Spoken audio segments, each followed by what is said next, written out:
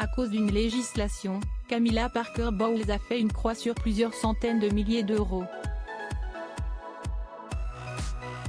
Contrairement au prince Philippe, l'épouse du roi Charles III ne bénéficie pas d'une rente parlementaire. Un sacré manque à gagner. Camilla Parker Bowles a fait une croix définitive sur une grosse somme d'argent.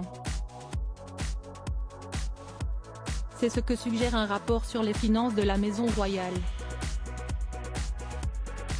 Contrairement aux anciennes reines consorts, l'épouse du roi Charles III ne recevra pas sa propre rente du Parlement. Ce document, qui porte sur les dépenses et la responsabilité du Royal Household, un organisme indépendant de surveillance des dépenses publiques du Royaume-Uni, a examiné les structures de financement de la famille royale. La raison ? Améliorer la transparence financière, alors que les Britanniques font face à une explosion des coûts de la vie et que la monarchie est pointée du doigt. Dans ce cadre, ils ont notamment comparé le financement reçu par Camilla Parker Bowles et celui du prince Philippe, l'époux d'Élisabeth II. Le Parlement a fourni au prince Philippe une rente distincte d'une valeur de 359,000 livres par an, peut-on lire. De son côté, Camilla Parker Bowles ne pourra pas compter sur cette somme. La reine Camilla ne recevra pas de rente distincte et les activités de la reine seront financées par la subvention, nous apprend-on. L'ancien duc d'Édimbourg a continué à recevoir cet argent chaque année malgré un changement dans la façon dont les activités de la couronne étaient payées par le contribuable.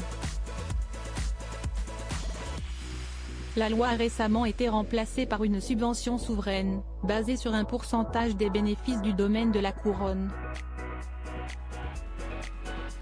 Mais un paragraphe a permis au prince Philippe de continuer à toucher de l'argent. La famille royale britannique coûte très cher. La nouvelle législation de 2011 a maintenu une disposition permettant au duc, qui a pris sa retraite en 2017 et est décédé en 2021, de continuer à percevoir sa rente toute sa vie, selon The Mirror. Par conséquent, la rente n'est pas transférable à Camilla et une nouvelle législation serait nécessaire pour lui donner les fonds.